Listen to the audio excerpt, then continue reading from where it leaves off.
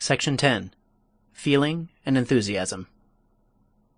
Enthusiasm is that secret and harmonious spirit that hovers over the production of genius. Isaac Disraeli, Literary Character. If you are addressing a body of scientists on such a subject as the veins in a butterfly's wings, or on road structure, naturally your theme will not arouse much feeling in either you or your audience. These are purely mental subjects. But if you want men to vote for a measure that will abolish child labor, or if you would inspire them to take up arms for freedom, you must strike straight at their feelings. We lie on soft beds, sit near the radiator on a cold day, eat cherry pie, and devote our attention to one of the opposite sex, not because we have reasoned out that it is the right thing to do, but because it feels right. No one but a dyspeptic chooses his diet from a chart. Our feelings dictate what we shall eat and generally how we shall act. Man is a feeling animal, hence the public speaker's ability to arouse men to action depends almost wholly on his ability to touch their emotions. Negro mothers on the auction block, seeing their children sold away from them into slavery, have flamed out some of America's most stirring speeches. True, the mother did not have any knowledge of the technique of speaking, but she had something greater than all technique, more effective than reason: feeling. The great speeches of the world have not been delivered on tariff reductions or post office appropriations. The speeches that will live have been charged with emotional force. Prosperity and peace are poor developers of eloquence. When great wrongs are to be righted, when the public heart is flaming with passion, that is the occasion for memorable speaking. Patrick Henry made an immortal address, for in an epochal crisis he pleaded for liberty. He had roused himself to the point where he could honestly and passionately exclaim, "Give me liberty, or give me death." His fame would have been different if he had lived today and argued for the recall of judges. The power of enthusiasm. Political parties hire bands and pay for applause. They argue that, for vote-getting, to stir up enthusiasm is more effective than reasoning. How far they are right depends on the hearers, but there can be no doubt about the contagious nature of enthusiasm. A watch manufacturer in New York tried out 2 series of watch advertisements. One argued the superior construction, workmanship, durability, and guarantee offered with the watch. The other was headed, "A Watch to be Proud of," and dwelt upon the pleasure and pride of ownership. The latter series sold twice as many as the former. A salesman for a locomotive works informed the writer that in selling railroad engines, emotional appeal was stronger than an argument based on mechanical excellence. Illustrations without number might be cited to show that in all our actions we are emotional beings. The speaker who would speak efficiently must develop the power to arouse feeling. Webster, great debater that he was, knew that the real secret of a speaker's power was an emotional one. He eloquently says of eloquence, "Affected passion, intense expression, the pomp of declamation, all may aspire after it, they cannot reach it. It comes, if it comes at all, like the outbreak of a fountain from the earth, or the bursting forth of volcanic fires, with spontaneous, original, native force." The graces taught in the schools, the costly ornaments and studied contrivances of speech, shock and disgust men, when their own lives and the fate of their wives, their children, and their country hang on the decision of the hour. Then words have lost their power, rhetoric is in vain, and all elaborate oratory contemptible. Even genius itself then feels rebuked and subdued, as in the presence of higher qualities. Then patriotism is eloquent, then self-devotion is eloquent. The clear conception outrunning the deductions of logic, the high purpose, the firm resolve, the dauntless spirit, speaking on the tongue, beaming from the eye, informing every feature, and urging the whole man onward, right onward to his subject. This is eloquence. Or rather, it is something greater and higher than all eloquence. It is action, noble, sublime, godlike action. When traveling through the Northwest some time ago, one of the present writers strolled up a village street after dinner and noticed a crowd listening to a faker speaking on a corner from a goods box. Remembering Emerson's advice about learning something from every man we meet, the observer stopped to listen to this speaker's appeal. He was selling a hair tonic which he claimed to have discovered in Arizona. He removed his hat to show what this remedy had done for him, washed his face in it to demonstrate that it was as harmless as water, and enlarged on its merits in such an enthusiastic manner that the half-dollars poured in on him in a silver flood. When he had supplied the audience with hair tonic, he asked why a greater proportion of men than women were bald. No one knew. He explained that it was because women wore thinner-soled shoes, and so made a good electrical connection with Mother Earth, while men wore thick, dry-soled shoes that did not transmit the Earth's electricity to the body. Men's hair, not having a proper amount of electrical food, died and fell out. Of course he had a remedy, a little copper plate that should be nailed on the bottom of the shoe. He pictured in enthusiastic and vivid terms the desirability of escaping baldness, and paid tributes to his copper plates. Strange as it may seem when the story is told in cold print, the speaker's enthusiasm had swept his audience with him, and they crushed around his stand with outstretched quarters in their anxiety to be the possessors of these magical plates. Emerson's suggestion had been well taken. The observer had seen again the wonderful, persuasive power of enthusiasm. Enthusiasm sent millions crusading into the Holy Land to redeem it from the Saracens. Enthusiasm plunged Europe into a 30 years' war over religion. Enthusiasm sent 3 small ships plying the unknown sea to the shores of a new world. When Napoleon's army were worn out and discouraged in their ascent of the Alps, the Little Corporal stopped them and ordered the bands to play the Marseillaise. Under its soul-stirring strains there were no Alps. Listen. Emerson said, "Nothing great was ever achieved without enthusiasm." Carlyle declared that every great movement in the annals of history has been the triumph of enthusiasm. It is as contagious as measles. Eloquence is half inspiration. Sweep your audience with you in a pulsation of enthusiasm. Let yourself go. "A man," said Oliver Cromwell, "never rises so high as when he knows not whither he is going." How are we to acquire and develop enthusiasm? It is not to be slipped on like a smoking jacket. A book cannot furnish you with it. It is a growth, an effect. But an effect of what? Let us see. Emerson wrote, "A painter told me that nobody could draw a tree without in some sort becoming a tree, or draw a child by studying the outlines of his form merely, but by watching for a time his motion and plays, the painter enters his nature, and then can draw him at will in every attitude." So Roos entered into the inmost nature of his sheep. I knew a draughtsman employed in a public survey who found that he could not sketch the rocks until their geological structure was first explained to him. When Sarah Bernhardt plays a difficult role, she frequently will speak to no one from 4 o'clock in the afternoon until after the performance. From the hour of 4 she lives her character. Booth, it is reported, would not permit anyone to speak to him between the acts of his Shakespearean roles, for he was Macbeth then, not Booth. Dante, exiled from his beloved Florence, condemned to death, lived in caves half-starved. Then Dante wrote out his heart in the Divine Comedy. Bunyan entered into the spirit of his Pilgrim's Progress so thoroughly that he fell down on the floor of Bedford jail and wept for joy. Turner, who lived in a garret, arose before daybreak and walked over the hills 9 miles to see the sun rise on the ocean, that he might catch the spirit of its wonderful beauty. Wendell Phillips' sentences were full of silent lightning because he bore in his heart the sorrow of 5,000,000 slaves. There is only one way to get feeling into your speaking, and whatever else you forget, forget not this.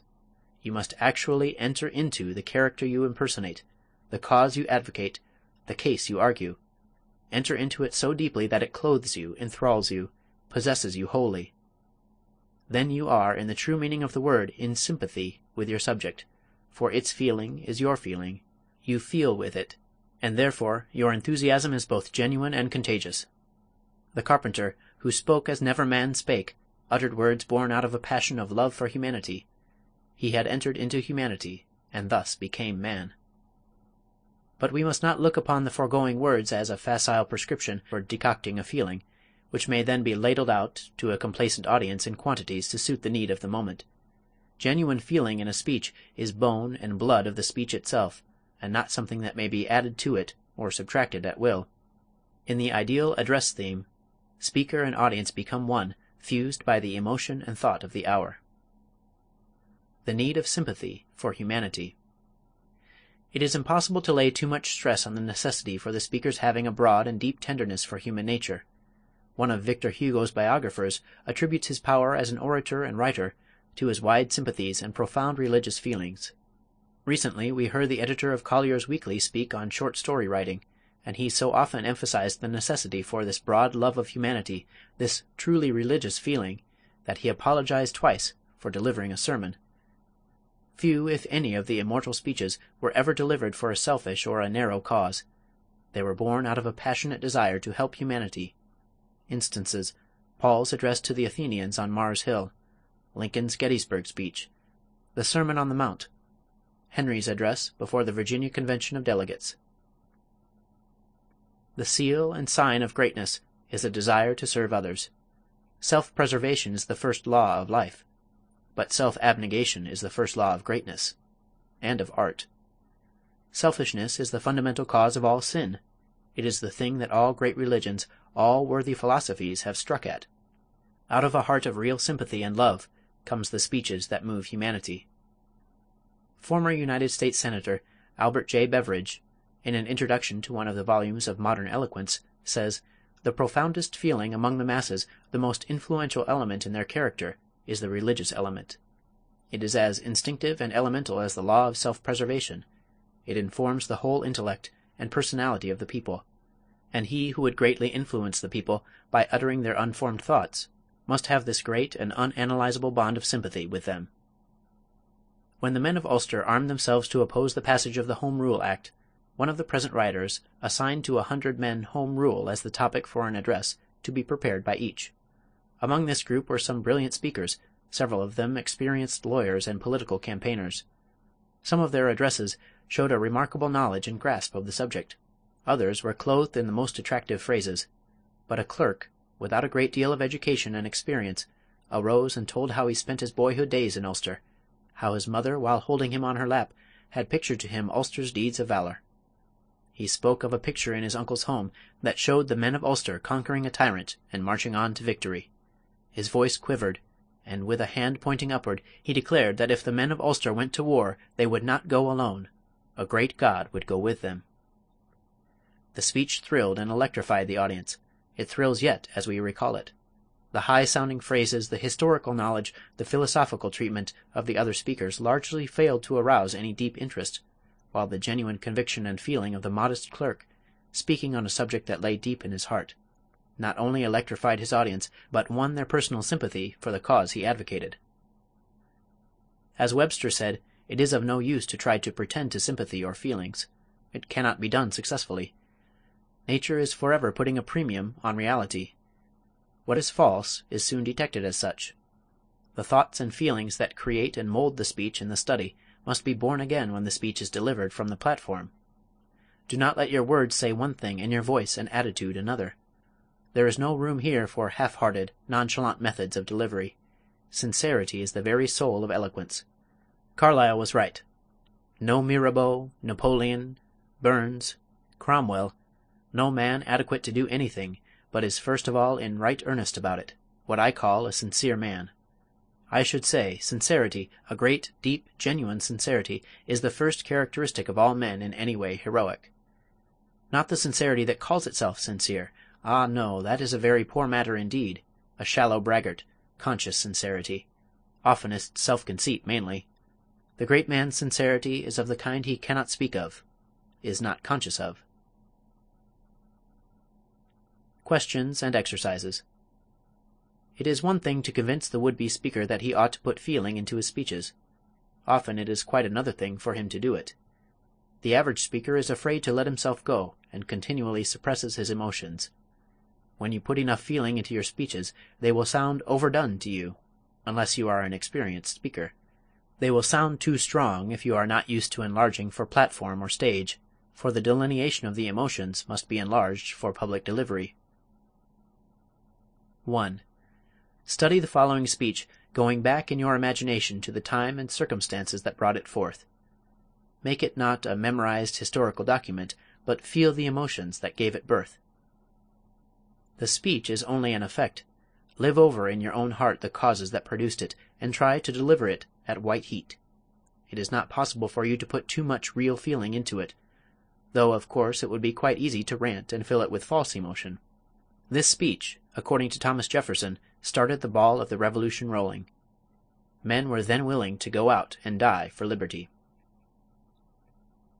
Patrick Henry's speech before the Virginia Convention of Delegates.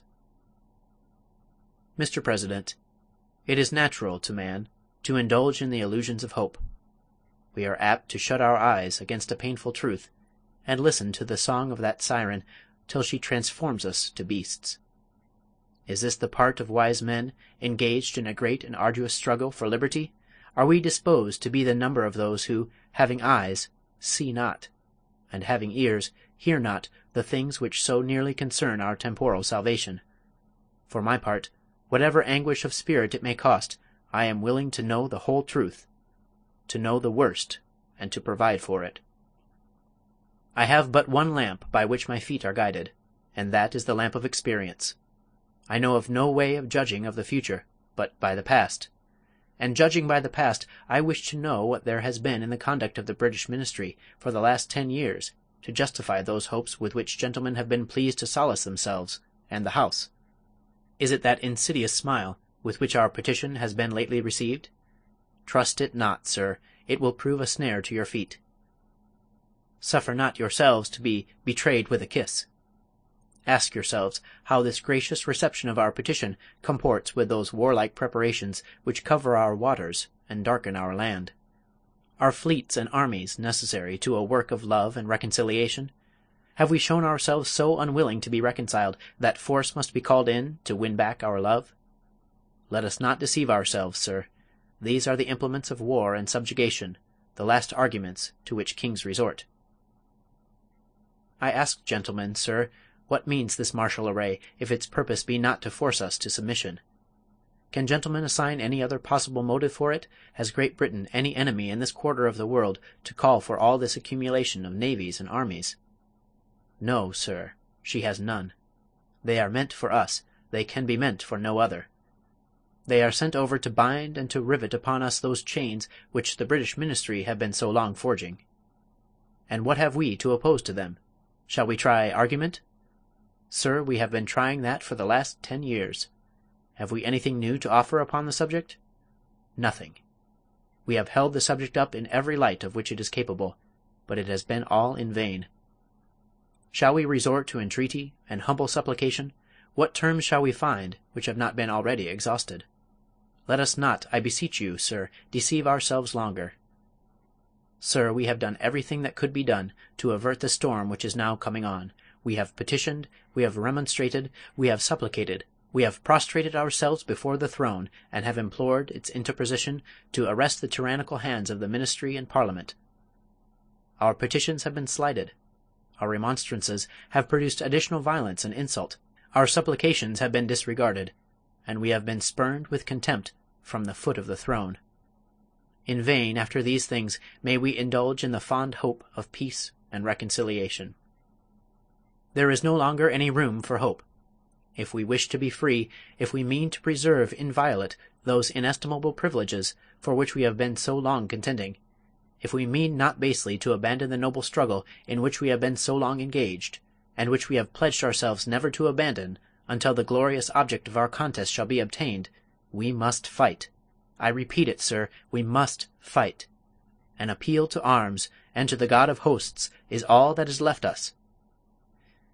They tell us, sir, that we are weak, unable to cope with so formidable an adversary. But when shall we be stronger? Will it be the next week or the next year? Will it be when we are totally disarmed, and when a British guard shall be stationed in every house? Shall we gather strength by irresolution and inaction? Shall we acquire the means of effectual resistance by laying supinely on our backs and hugging the delusive phantom of hope, until our enemies have bound us hand and foot? Sir, we are not weak, if we make a proper use of those means which the God of nature hath placed in our power. 3 millions of people, armed in the holy cause of liberty, and in such country as that which we possess, are invincible by any force which our enemy can send against us. Besides, sir, we shall not fight our battles alone. There is a just power who presides over the destinies of nations, and who will raise up friends to fight our battles for us. The battle, sir, is not to the strong alone. It is to the vigilant, the active, the brave. Besides, sir, we have no election. If we were base enough to desire it, it is now too late to retire from the contest. There is no retreat but in submission and slavery. Our chains are forged. Their clanking may be heard on the plains of Boston. The war is inevitable, and let it come. I repeat it, sir, let it come. It is in vain, sir, to extenuate the matter. Gentlemen may cry, peace, peace. But there is no peace. The war is actually begun. The next gale that sweeps from the north will bring to our ears the clash of resounding arms. Our brethren are already in the field. Why stand we here idle? What is it that gentlemen wish? What would they have? Is life so dear, or peace so sweet, as to be purchased at the price of chains and slavery? Forbid it, almighty powers! I know not what course others may take, but as for me, give me liberty, or give me death. 2. Live over in your imagination all the solemnity and sorrow that Lincoln felt at the Gettysburg Cemetery. The feeling in this speech is very deep, but it is quieter and more subdued than the preceding one. The purpose of Henry's address was to get action. Lincoln's speech was meant only to dedicate the last resting place of those who had acted. Read it over and over, see page 50, until it burns in your soul. Then commit it and repeat it for emotional expression. 3. Beecher's speech on Lincoln, page 76. Thurston's speech on a plea for Cuba, page 50, and the following selection are recommended for practice in developing feeling in delivery. A living force that brings to itself all the resources of imagination, all the inspirations of feeling, all that is influential in body, in voice, in eye, in gesture, in posture, in the whole animated man, is in strict analogy with the divine thought and the divine arrangement, and there is no misconstruction more utterly untrue and fatal than this, that oratory is an artificial thing, which deals with baubles and trifles for the sake of making bubbles of pleasure for transient effect on mercurial audiences. So far from that, it is the consecration of the whole man to the noblest purposes to which one can address himself, the education and inspiration of his fellow men by all that there is in learning, by all that there is in thought, by all that there is in feeling, by all that there is in all of them, sent home through the channels of taste and beauty. Henry Ward Beecher. 4. What, in your opinion, are the relative values of thought and feeling in a speech? 5. Could we dispense with either? 6. What kinds of selections or occasions require much feeling and enthusiasm? Which require little? 7. Invent a list of 10 subjects for speeches, saying which would give the most room for pure thought, and which for feeling. 8. Prepare and deliver a 10-minute speech denouncing the imaginary, unfeeling plea of an attorney. He may be either the counsel for the defense or the prosecuting attorney, and the accused may be assumed to be either guilty or innocent, at your option. 9. Is feeling more important than the technical principles expounded in chapters 3 to 7? Why? 10. Analyze the secret of some effective speech or speaker. To what is the success due? 11. Give an example from your own observation of the effect of feeling and enthusiasm on listeners. 12. Memorize Carlyle's and Emerson's remarks on enthusiasm. 13. Deliver Patrick Henry's address, page 110, and Thurston's speech, page 50, without show of feeling or enthusiasm. What is the result? 14. Repeat, with all the feeling these selections demand. What is the result? 15. What steps do you intend to take to develop the power of enthusiasm and feeling in speaking? 16. Write and deliver a 5-minute speech ridiculing a speaker who uses bombast, pomposity, and over-enthusiasm. Imitate him. End of section 10.